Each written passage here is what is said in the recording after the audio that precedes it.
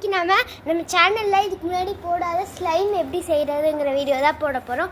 இது பண்ணுறதுக்கு என்ன தேவைன்னா, ஃபஸ்ட்டு வந்து இந்த மாதிரி போரிக் ஆசிட், இது கேரம் போர்ட் பவுடர் தான், கடையில் மெடிக்கல் ஷாப்பில் கேட்டால் கொடுப்பாங்க.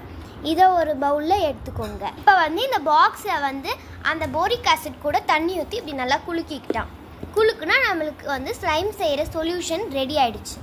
இப்போ வந்து நெக்ஸ்ட்டு வந்து இந்த மாதிரி ஃபெவிகாம் இருக்குல்ல, அதில் வந்து நான் பிங்க் கலர் வாங்கியிருக்கேன். உங்களுக்கு என்ன கலர் வேணுமோ நீங்கள் வாங்கிக்கோங்க. எல்லோ, ப்ளூ எல்லாமே இருக்குது. இந்த கம்மை எடுத்துகிட்டு இந்த பவுலில் இதை ஃபுல்லாக போட்டுக்கணும்.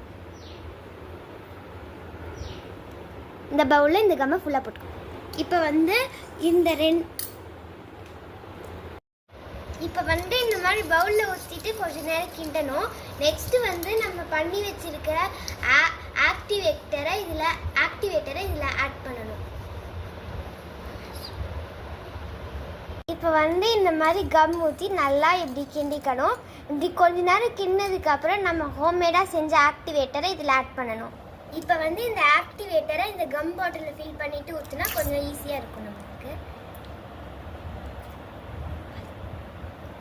இப்போ வந்து இந்த மாதிரி கிண்டுனா நம்மளுக்கு கொஞ்சம் மாறின அந்த டெக்ஸ்சர் வருது, உங்களுக்கு பார்த்தாலே தெரியும். இன்னும் கொஞ்சம் அந்த ஆக்டிவேட்டரை ஆட் பண்ணணும்.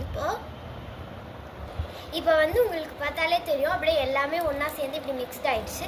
இப்போ தண்ணி வந்து தனியாக வரணும். நம்ம இந்த இதை மட்டும் அப்படியே இப்படி புழிஞ்சு எடுத்துக்கணும்.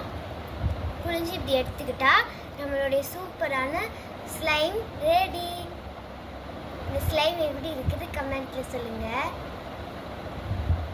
இப்போ பாருங்கள், நார்மலாக நம்ம விளையாடுற ஸ்லைம் மாதிரியே ஒரு அழகாக வந்துடுச்சுன்னு. இந்த ஸ்லைமை நீங்களும் ட்ரை பண்ணி பாருங்கள். ரொம்ப சாஃப்டாக சூப்பராக ஸ்ட்ரெச்சபிளாக இருக்குது. கொஞ்சம் ஸ்ட்ரெச்சிங் ஆகலை. வீட்டில் செய்கிறதுனா இப்படி தான் இருக்கும். அக்கா